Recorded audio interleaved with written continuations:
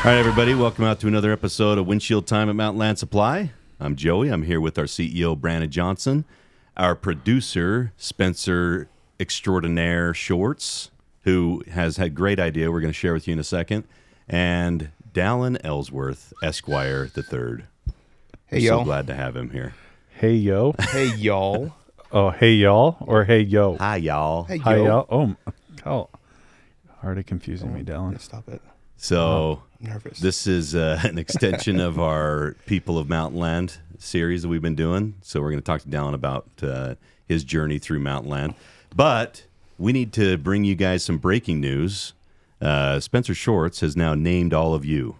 So he has now dubbed all of you. Just Mom, our moms. Yeah. Our moms. Mom Johnson, Mom Little. You two are now known as the Windshield Wipers. Thank you, So guys. anybody listening to this podcast is now Windshield Wipers. So if we refer to you as the Windshield Wipers, that's what we mean. Yeah, I like that. Good job. It's a term of endearment. Thank you for your contribution to this, Spencer. I mean, windshield wipers. It's about time he did something to get this podcast off the ground. Amen. Yeah. Amen. You know, Aside from editing every single thing. so before we get to Dallin, let's just take a few seconds here and recognize our windshield wipers. Mm-hmm. Joey, you and I were just talking about this before we got on. So last week we were able to do the sales summit. I got up Thursday night at dinner and, you know, I just asked, just out of curiosity, hey, how many of you are actually listening to the podcast? I think it was like 95% down, right? Yeah. That are actually listening. Yeah. So 95% of the people raised their hands. I'm going to tell you, I was blown away because I honestly didn't think that I really thought that it was probably our moms listening. I thought it was our moms logging in 70 times. Exactly. You know? But, so windshield wipers, thank you. I honestly, when we started this, I didn't know how successful this is going to be. I was maybe a little skeptical about it. I think you're a little bit more optimistic about this, Joe, but it's been a good way, I guess, to get us out there and also for people to learn more about our company and who we are and where we're going. So thank you, Windshield Wipers, for your support, and we're going to keep going strong with this. Hopefully you guys keep finding value in it. We'll try and keep pouring value into it. Aside from today with Dallin Ellsworth. We're bringing it down. The only content we had available today was Dallin. Sorry, everyone. We went down the hall and we couldn't find anyone else except for Dallin. So no, Dallin was top of mind. Dallin's if you guys don't know him, you guys should get to know him, but I'm sure there's a lot of you out there that do know Dallin. He's a fun personality, fun person to be around. And you've been here for how many years now? 15 this year. I think May I hit 15 years. Wow. So congratulations. yeah, thank you. I think your career here can get married in the Ozarks. Congratulations. That's good. Or is that 12? Maybe that's 12. Well, a side note on the somebody send in some reader mail and let us know. Married in the Ozarks. Yeah. Where do you come up with this, man? So 15 years. Yes. Well, married for sure in the South. Oh, for sure. Oh. We'll ask Tim Anderson I about that. was just going to say, Tim Anderson, don't get mad at me, dude. We love you. We love the South. Ozarks Y'all. is deep south. A side note on the podcast is when you guys announced, I thought, oh man, this is gonna be cheesy. I wasn't very optimistic about it, but going through this, it has been great. It's awesome to hear you guys speak every week with different guests, and it's really been cool to see other people in the company listening to it too, and being able to listen to the CEO and president of the company every week. So your reach is a lot further than I thought I was going to get. So kudos, boys. This has been great. Thanks, bud. I think this is like the nicest thing he's ever said. It's I know. true. Let's not get used to it. I know.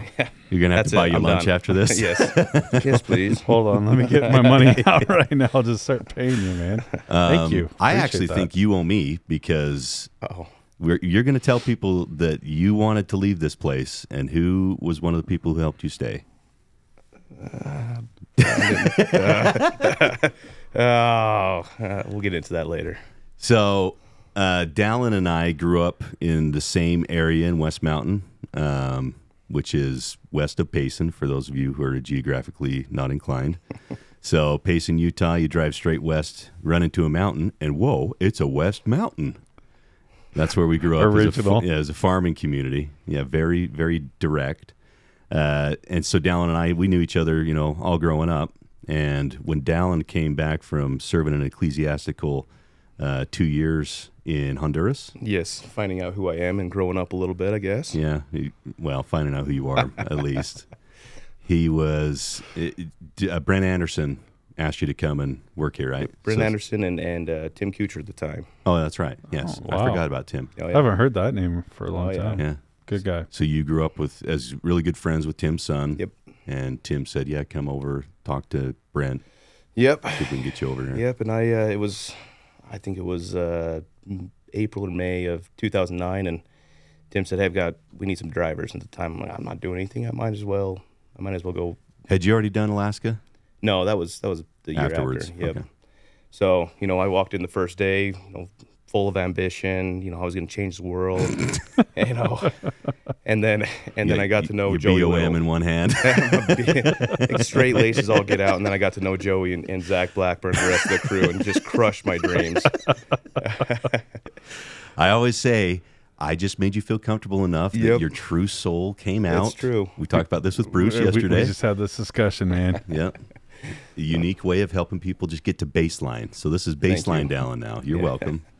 Yep. So drove truck drove the South Run for a full year, and after about that full year of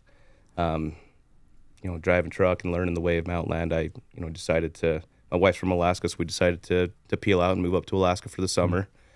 So I quit. I thought that Alaska dream was gonna be awesome, and then it started getting cold and dark, and it's a little depressing. So we decided to hightail home. So I came back and started working, drove long haul truck, and that's kind of when I started working with you at that point, because you were doing the mines. Yep. And that was my first real taste of sales too. Was getting to know those customers and going in and doing their bin stock programs and delivering to those same people every week. So they were my customers at the time too. So and then started writing up orders at the time. So it was cool to get a taste of that sales experience at the time. Yeah. The cool thing about at least that experience is you took the initiative, because we have drivers that don't or didn't take the initiative and write up a return the right way or communicate with the customer. You would pre-call the customers, let them know that you were coming, let them know it was on the truck, see if they were ready for it. That just those extra touches with a customer means everything. Yeah. And I say it all the time, the drivers at this company, they may see their customer or somebody's customer more than the salesperson that's assigned to that account. And almost always in some cases. So it's you don't realize the impact that you have as a driver. And you being a good driver and being a guy who, I could trust to send out there, do the bin stock, not have to worry about it. That took a load off of me to have to go out there more than one time a week. That was the best run too, the mines run. You had 2-3 stops and it took all day, and it was there was good deliveries to be made. It was a ton of fun. I loved that run. So yeah, that was a fun one. Good people too. And you lost cell service, so you couldn't be bothered all day. Nobody, the wife couldn't call you. Yeah. That's true. It is. That is very true. Hey, so fast forward. I don't think we did this. So what are you doing for the company today? Sales director for the Waterworks vertical. So I've been in that role for about 6 months. I was a sales manager before that, so about 6 months I've been in this director role. So that means you cover Waterworks for the entire company. Yes. So you go all over. Yep. Every branch. Which for our windshield wipers, just so you're aware, when we look at the revenue for the whole company, we have different verticals, and Waterworks makes up almost a third of our revenue. Yep. So it's one of our largest, if not the largest vertical that we have. HVAC's right up there. They're about a third as well. And it kind of goes back and forth a little bit. It depends on the year. But so Dallin is over the sales for a third of our revenue, which you guys can sleep easy at night. I've got this. So when we brought people on, I've always kind of taken a little bit to tell you, for me, what's kind of most impressive that I've seen about that person. And, you're talking about how Dallin is, he just takes it on and he gets in there and he just does it. I remember when we made you sales manager, that was about 2 years ago? Coming up on 3, I think. 3 years? Okay. Sorry. Time flies when we're having fun here. Mm-hmm. We put you in that position, and, I don't want to say you're young. I think you're very mature for your age and being able to put you in that position. But I always have a little bit of a hesitancy on the sales management side. And I don't want to offend anybody by saying this, but when we have a really good sales guy, when you have a good sales guy, it doesn't necessarily translate to a good manager. Yeah, skill right? sets are different. Yep, they're totally different. And we've had some guys go through those positions that are phenomenal sales guys, but they tend to struggle on the management side, which is fine. We have people with certain skill sets, right? We talked about that. So when we put Dallin, or we talked about putting Dallin in there, and when we finally made that choice, there was a little bit. For me, I'm always like, okay, what kind of a person are we going to get? What kind of a manager we're going to get? And I think right out of the gate, Dallin, we threw you in the deep end with an issue. It was an issue with some defective product, if I remember correctly. Yeah, that sucked. Incorrectly installed. It was kind of a mix of everything, and it was kind of a hairy situation for us, that there was potential litigation that might be coming through. And I was so impressed with Dallin, because he jumped right into it. And then we were getting, Dallin was talking to us daily, saying, okay, here's an update. This is what I've got. And you were taking care of the customer, so that at the end of the day, what happened is the customer was good, the vendor was good, and we were good. Everybody was happy. And you were able to resolve that in, about a week or two? Yeah. I think it took a little bit longer, but you got everybody calmed down really quick. The triage was done in about a week and a half. Yeah. And I remember just sitting back and thinking, wow, we got a winner here. Yeah, we got a phenomenal person in this seat. That's going to take the bull by the horns, not scared, and great communicator. Yep. Because, even in all management, not just sales management, sometimes we don't get the best communicators. Dallin, you did a phenomenal job. And what I've just seen is from there on, I mean, now you've had bigger, hairier issues that you just take head on and you just work on. And we just talked about ownership. Man, right here, this is a great example of someone taking ownership right here, taking the bull by the horns. And he's not doing it because he's told to. He's doing it because he wants to do it, and he wants to do it because he loves Mountainland. So, anyways, thanks for all you do, man. Thanks, dude. I appreciate it. Yeah, if you don't hear it enough, which none of us do, I've been kind of on this rant lately. None of us hear that we're doing a good job enough. A driver never hears it enough. A salesperson never hears it enough. A manager never hears it enough. So, the skill set that you possess to be able to balance, a great relationship builder with a person who communicates well and somebody who respects, the procedures that we have at the company, that doesn't come along very often. It really doesn't. Most of the time you get two of the three, but you don't always get that third. So it really is awesome, dude. So yeah, you should be congratulated for that. You're a great employee, great example of our culture. So thank you, gentlemen. Appreciate it. So anyway, back to kind of your pathway through the company. You came back from Alaska. You drove the mines. What was your next stop after the mines? I stopped at the counter for a bit, which was honestly my favorite position that I've had throughout the 15 years. Just the opportunity to learn so much every day and learn from the customers and get to build a relationship with those customers every day. I still see customers on the counter today that I never even sold to as an outside sales guy, but still they'll walk up and give me a big hug or, you talking like Kevin Phelan? No. All right, I got to tell you a story. So there is video evidence of this too, someplace. It's gone. It's been deleted. Yeah, no, it'll be someplace. We'll find it. So so we have this excavator named Kevin Phelan. He works for ESP Excavation. Total stud, but he's a bit of a hard case. He doesn't give up his love very easily. So Dallin's, he tends to be more on the smart aleck side of the spectrum, and so he's given Kevin a hard time one day, just telling him that he couldn't beat him up, he couldn't take him, this stuff. And he wanted my hoodie. Yeah, Kevin is a mountain of a man. Okay, he's farm tough too. So he's like, "Give me that hoodie." He's like, "No, I earned this hoodie. You can't take this hoodie. It's mine." He's like, "I'll take it right off your back." And he's like, "You couldn't take it off my back if you wanted to." The next thing you see in the cameras is Kevin snagging Dallin by the two drawstrings of his hoodie and pulling him physically over the counter and stripping that hoodie off him. Like and a damn hockey fight. Yeah, he got it almost off of him, and then he gave up because he'd had too much fun by that point. But he put it to Dallin pretty. So Dallin's like, "Yeah, I probably won't mess with Kevin Phelan anymore." So are we gonna post a link to that video. If I can find it, hope I'll so. post a link. It was so funny. You just see him reach out and snag those drawstrings. It was awesome. I knew I was in trouble at that point. That's a big boy. I call him Sir now. Sir Felon. Sir Felon. Yeah. But you develop those relationships with those customers over the counter, and I love the counter too. Yeah. This the steepest learning curve of any position at the company, and I've done a lot of them. To go from warehouse to the counter, where somebody's depending on you to know what you're talking about, and then key it into the computer and do that, relatively flawlessly. Mm-hmm. That's a tough order.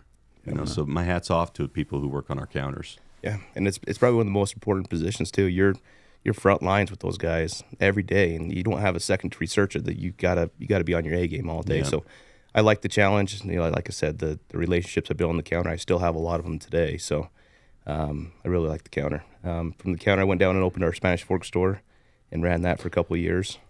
I totally forgot And about the little that. shoebox we used to be in, Yep. You guys forgot about me and just kind of let me do my own thing down there. which you loved. I did. It was fun.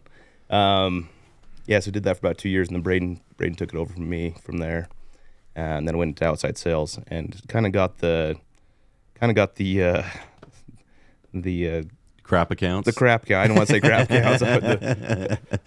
Not producing The special accounts. ones, the special. They were accounts. Special non-producing needs. at the time. Yes.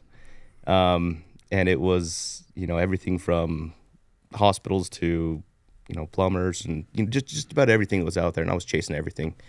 And I truly appreciated having that account list because it taught me not to overlook the little guys. And that's all I had at the time too. So I was scraping for, every little repair part I could get. I was just digging deep for everything. So I think it really truly taught me, the importance of selling to everybody and not overlooking guys. Because then, as I moved through, someone that worked at this place went somewhere else and started their own business, or they introduced me to a different company and then started growing my waterworks stuff. And so it was a struggle. But I truly feel like my success in sales and in management is because of that, because of the struggle I faced at the time. So, I appreciate the heck out of the opportunity too. And that's all I wanted was an opportunity. When I was out in the warehouse driving for Joey, I thought, if I could just get to outside sales, that's it. That's I've made it if I get to outside sales. So that was always my goal. And I was just working my butt off just to get to that point. So I was stoked for the opportunity, even if it was with the D's and E's lists of the accounts, but I was stoked for the opportunity. So you rose to the opportunity too, which that doesn't always happen either. Some people will shrink in those moments, and you didn't. Yeah, So I love on it you. when guys, no offense, they get lists like that. Oh, for Our sure. outside sales guys, and then they make something of it. Because I think every once in a while, guys will get a list that's a well-formed list and high-producing customers. But when we have outside sales guys, I think they appreciate it Oh, a 100%. lot more of what comes to them instead of just kind of giving to them. You don't know. So- You don't know the level of effort it takes to build an account. Yeah. Unless you've done it. I mean, it takes a lot of hard work, determination, long suffering. I mean, you go through some serious battles to get a good account and to maintain that account. Well, and then you want to maintain it, Yep. right? I mean, You wanna that's make the sure. fruits of your labor. I mean, you're Exactly. gonna sacrifice profit, time, sleep, all the way up to where you're to the management point of them, and then as you're managing, then you're like, okay, well, this is what I worked for. This is the reward for all those sleepless hours trying to get this account. And a lot of the successful guys, they've come up through that path. I would say almost to a person. Yeah. Yeah. Yeah, we've got Jamie Beasley going through that right now. We put him out in August, which is with, the dogs of dogs kind of thing. And Yeah. I said, if you want the opportunity, you can have the opportunity. You earn it, but it's gonna be tough. Yeah. And just barely, he landed a big job. Tuesday, he told me about it, and he was so stoked about it. And He it's looking texted good. me about it. So I mean, it's awesome to see. It's cool to see the fruits of his labor and the excitement it brings and happiness it brings. The guy does not like to lose. No, he's fun to watch. I remember when I was first, and I may have told this story before, but when I was first in outside sales, I had this, I landed a subdivision with an excavator, and I told Bob Rasmussen, and I'm like, dude, I got it. Yeah. I got this subdivision. It's like $14,000, and he's like, that's cute. You know, he was very nice. I mean, he was like, oh, way to go, bud. I'm so proud of you. But in the grand scheme of things, that was like a flea on the horse's butt, you know? So he's like, great job. And then, you know, you get to it at some point, you're like, yeah, that's pennies to you, right? Yeah. But that's the progression. You know, you're so excited for those wins whenever they come. That's the part that I miss about being in sales. Yep. Just that immediate dopamine rush. Like, oh man, I freaking won. So good. It's awesome. Yeah, so did outside sales for 5 years, and then Morgan and I switched positions. He went back into sales, and the dude just kills it in sales. And that'd be Morgan Evans. Morgan Evans, yep. Yeah. Salesman of the Year, by the way. Yeah. Dun, dun, dun, dun. Congratulations, Morgan. Yeah, congrats, Morg. Oh, we should have him on. No. I'm just kidding, Morgan. I love you.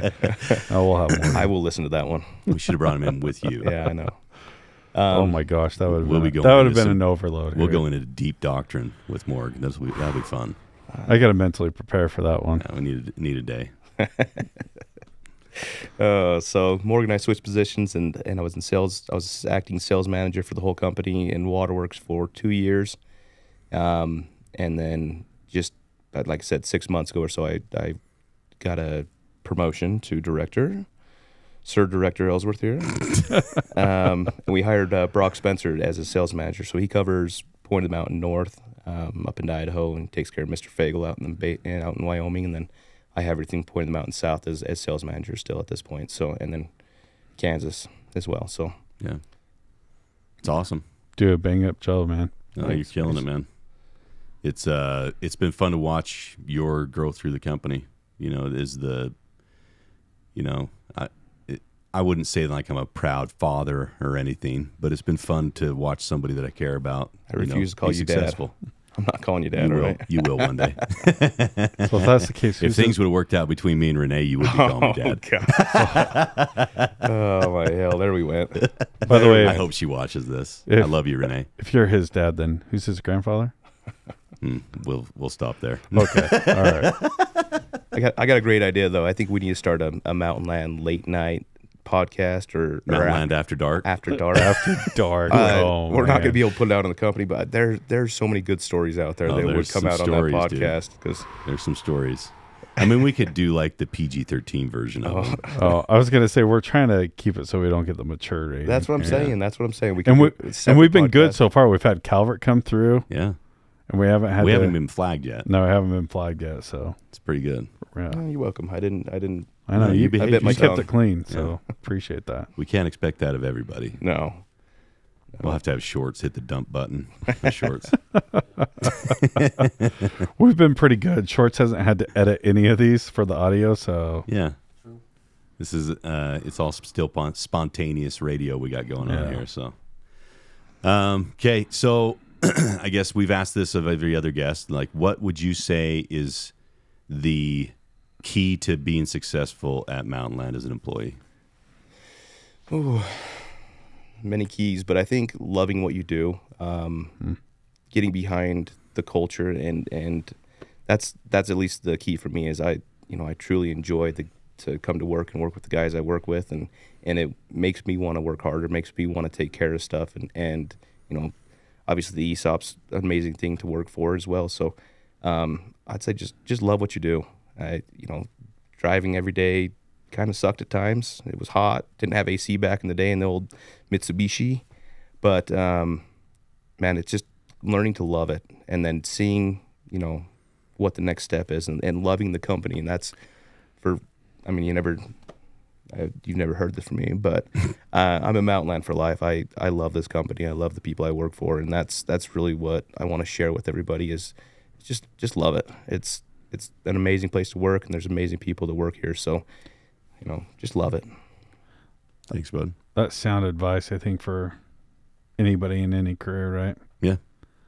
You get these kids nowadays that are, I shouldn't say kids nowadays, but you get people. My lawn. I know. It makes me sound like I'm an old fart, but you get these just people, I guess, that are out there, and what they're looking for is, what's the easy buck? Some of them are not kids. You're right. Yeah. Yeah. And they're just saying, it depends. I'm more worried about what pays me or how much it pays instead of do I actually like what I'm doing? Do I love what I'm doing? And I think that's sound advice, because if you love what you're doing, then you're going to be successful. Yeah. So absolutely. I love it. That's great advice, man. We talked about this right before you came in. If you could say that you had a Mountainland moment, what was your welcome to Mountainland moment? Like, we don't want to say hazing because that doesn't exist here. But when was there a moment when you're like, you know what, this is probably the place I want to be? Oh, geez.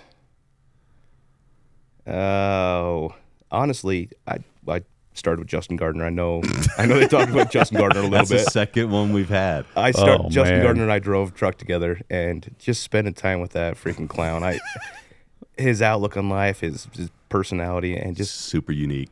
So that group with Justin Gardner, there were a couple other guys. I can't remember. Most of them have already left, but Ryan up at CHOR was with us, and a handful of us, and Mario was on the counter. It was just a good group of guys, and I just instantly kind of fell in love with the place, kind of thing. But just working 50+ hours a week and having fun every opportunity we had. So again, late night Mountainland would be one to share some of those stories.